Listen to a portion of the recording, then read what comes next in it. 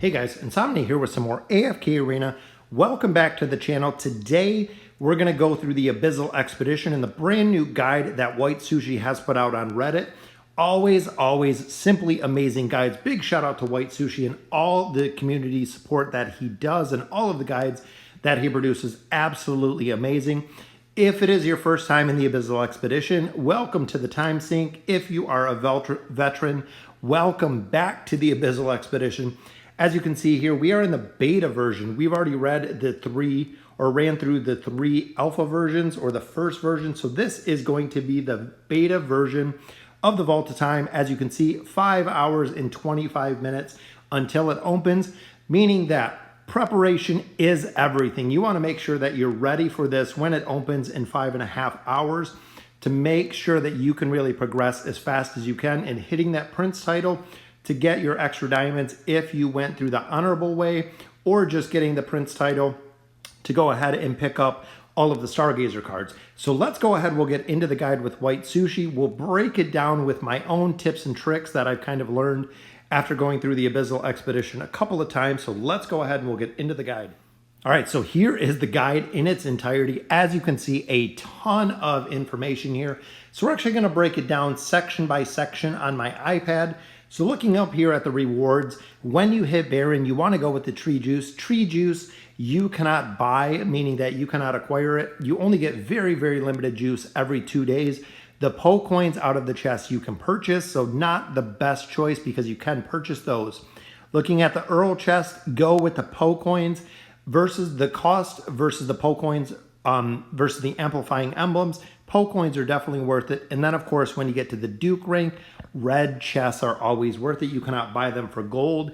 Even though it's 9,000 Poe coins, you cannot buy the red chest for gold. The Poe coins you can, and you will get them over time. Plus, if you're going with honorable, you get your 6,000 diamonds. They're making sure that you get the initial amount you put in for reaching Duke. So looking at the right side at the title requirements. So as you can see, going all the way from Squire to Prince, exactly what you need. I want you to pay special attention to our red boxes here. Occupy 20 6-tier settlements or better. You can actually have one 6-tier settlement, drop it, recapture it, drop it, recapture it. It will count towards the achievement. You don't have to occupy 20 separate or different 6-tier settlements, which is very easy to do. Occupy one 8-tier settlement. Very tough to do, especially if you're trying to solo it. Make sure you get up with your guild or somebody that you can kind of companion with, because there are 3 camps within a tier 8, meaning that someone can take out the first fight, someone can take out the second, the third one you can take out to ultimately go ahead and capture that, and also dealing 150 million damage to the final boss. Celerity comp with Cecilia Leica will work.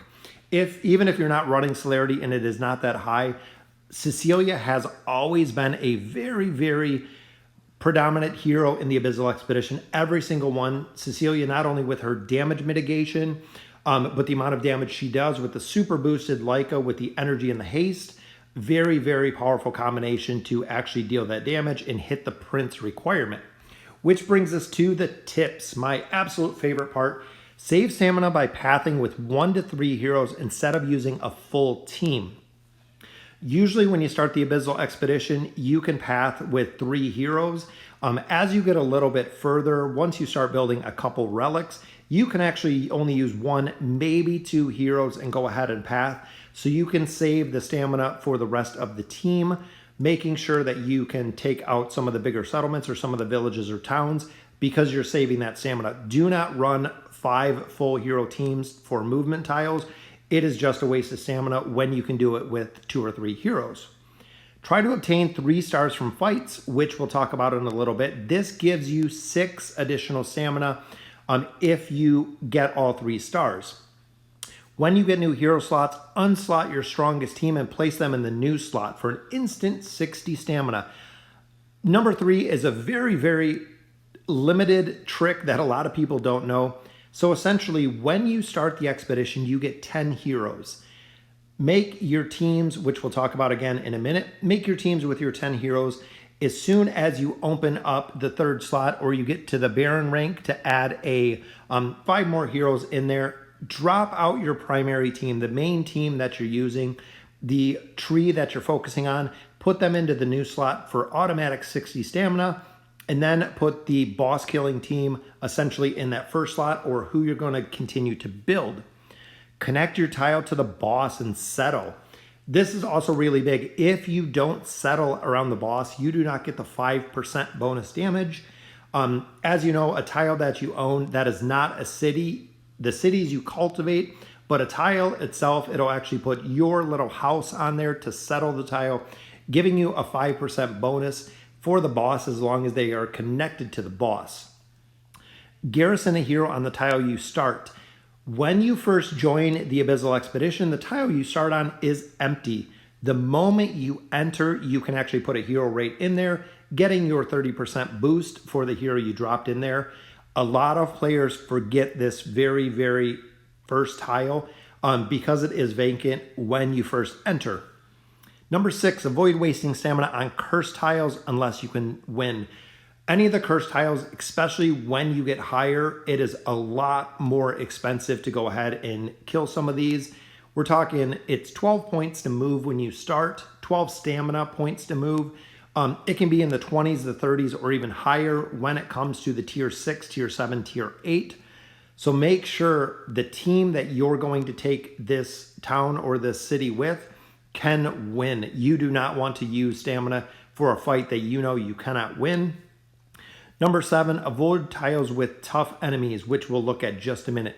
There are a couple specific heroes that are very, very difficult to deal with when you're going through the Abyssal Expedition. And again, we don't want you to burn a ton of stamina going through those. Abandon and retake tiles to complete the quest if there aren't enough. If your Abyssal Expedition is running out of tiles, just like we said a little bit ago, to go ahead and finish out the Prince title, you can actually drop the tier 6, recapture it to make sure that you can go ahead and get that one done. Number 9, work together. This is really it. Let me stress this. Teamwork, work together with the militia. If you try to take towns by yourself, most of the time you might get through the first camp, maybe the second camp, but even with 25 heroes to get through all 3 camps is very, very difficult, meaning someone else can come through and just snipe your city, or you won't have enough stamina in that last team, especially because of the debuffs that you won't be able to take it yourself. So ultimately you spent a ton of stamina to take a town or a city that you cannot take yourself. Well pathing, abandoned tiles you move off to save settlement slots. So making sure when you abandon tiles that everyone is connected to the boss. So a lot of times when we start the very first day, a lot of people will try to circle around to the boss, which we'll talk about the map in a little bit. If 1 or 2 players are left behind, those are players that are going to essentially have to burn all their stamina to catch up to the main team, which you don't want. Do not abandon the tiles too early to make sure that all of your heroes are together and make sure all of the players are together. Because remember, in this new map, they're actually split 35 and 35, which again, we'll see in a little bit. So make sure that everyone is together and make sure there are settlements by the boss. Don't hold tiles that are just by the boss, therefore filling everything up. Make sure that everyone is connected and everyone is where they need to be. So looking here, the tough enemies. These are the heroes that are very, very tough to kill. Orthos with the time stop. Flora because she goes ahead and flies. Oden, the energy disintegration. Thorin, you got to kill twice. Plus the Taint ability can really, really destroy teams. Almas and Nemora's healing ability in here is absolutely crazy, especially if those two are together, as well as Brutus. If you don't have a way to deal with Brutus's immunity shield, makes it very, very tough to kill this hero because of the shield. He can actually destroy teams. Also, if you're running a celerity team, celerity teams rely heavily on dodge, meaning that Brutus's roar is going to ignore dodge and he can burn through a celerity team in a matter of seconds, as well as Lucius. His shielding ability in here is very, very strong. If you're not producing enough damage to essentially get through the shields, he will ult a second time or a third time before you can get through the shields, ultimately not doing any damage to the actual team that you're trying to fight. Remember these tough enemies because they are very, very difficult.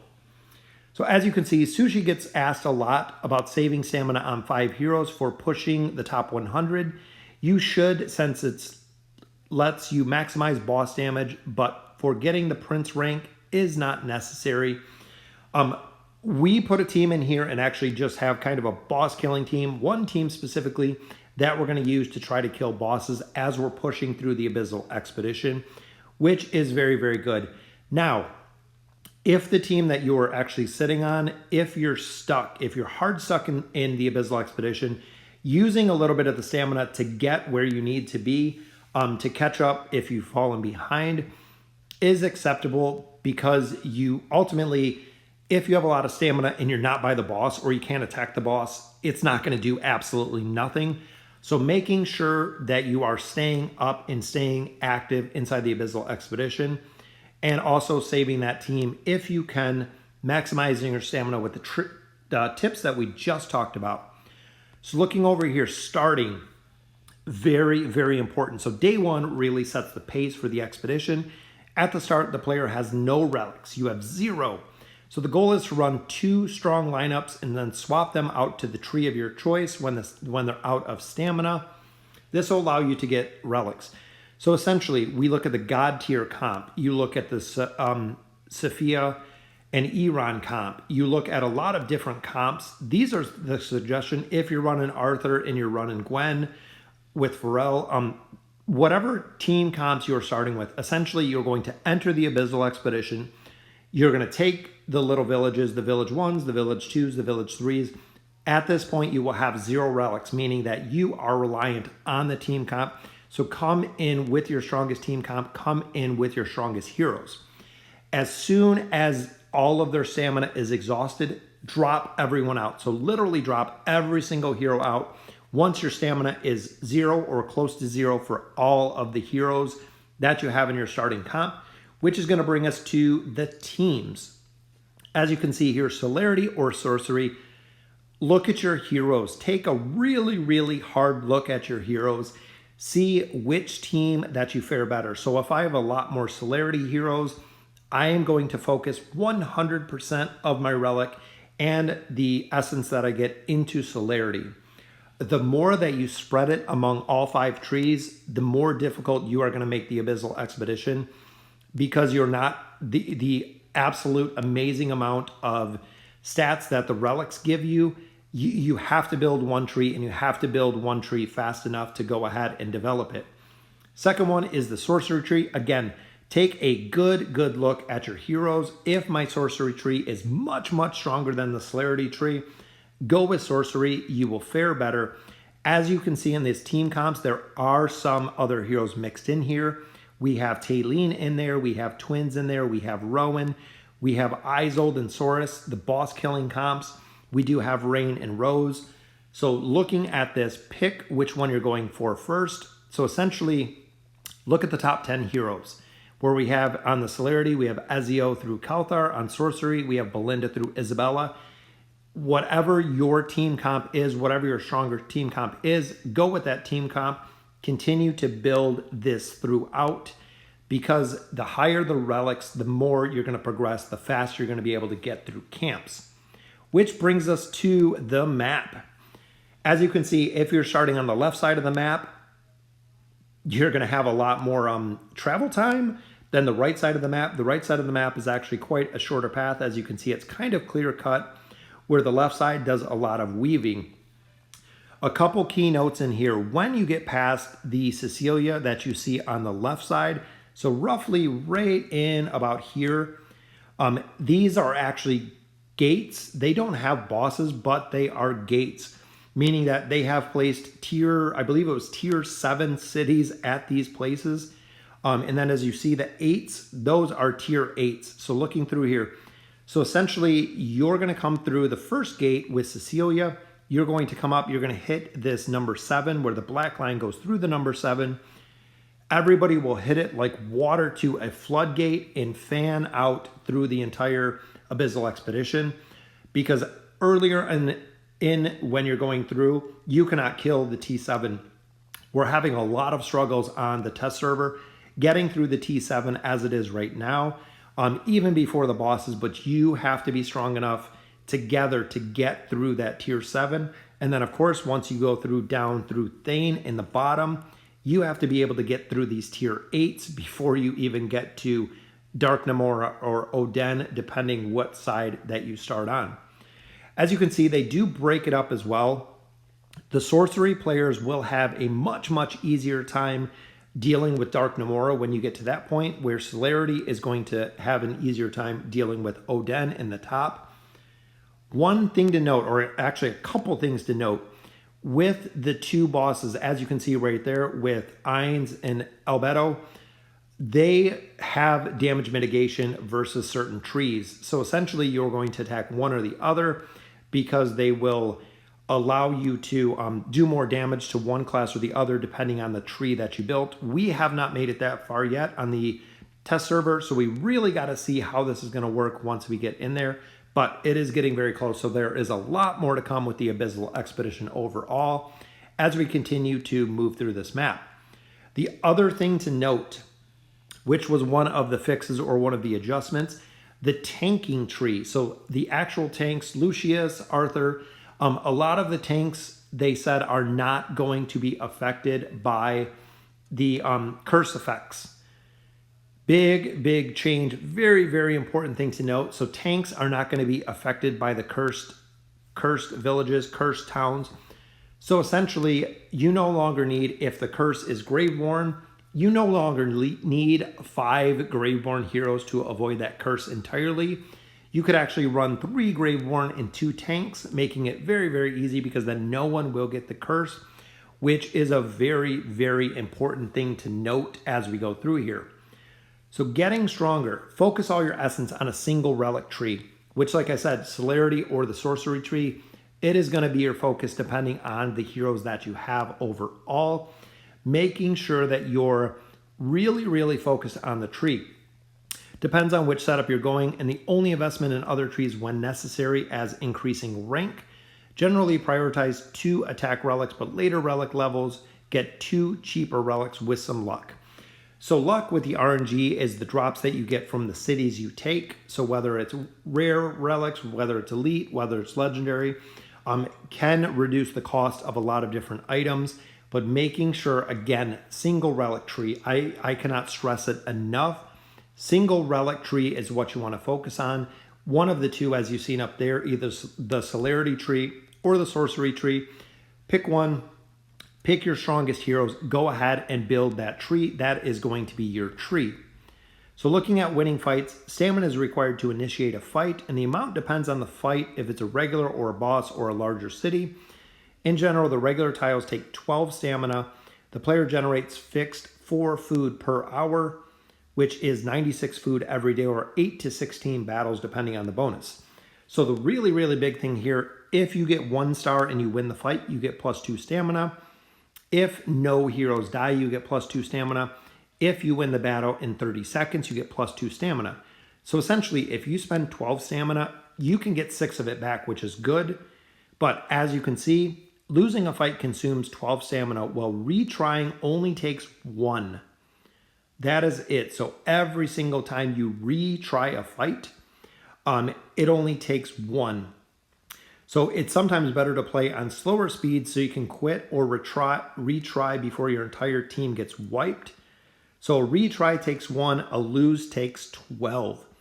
So that's really where you got to be on the fence with, if you're willing to sacrifice the team to go ahead and kill maybe 2 or 3 heroes, but use the 12 stamina, or go ahead and retry and possibly win with 1 or 2 stars to go ahead and get that done, not losing as much stamina to retry.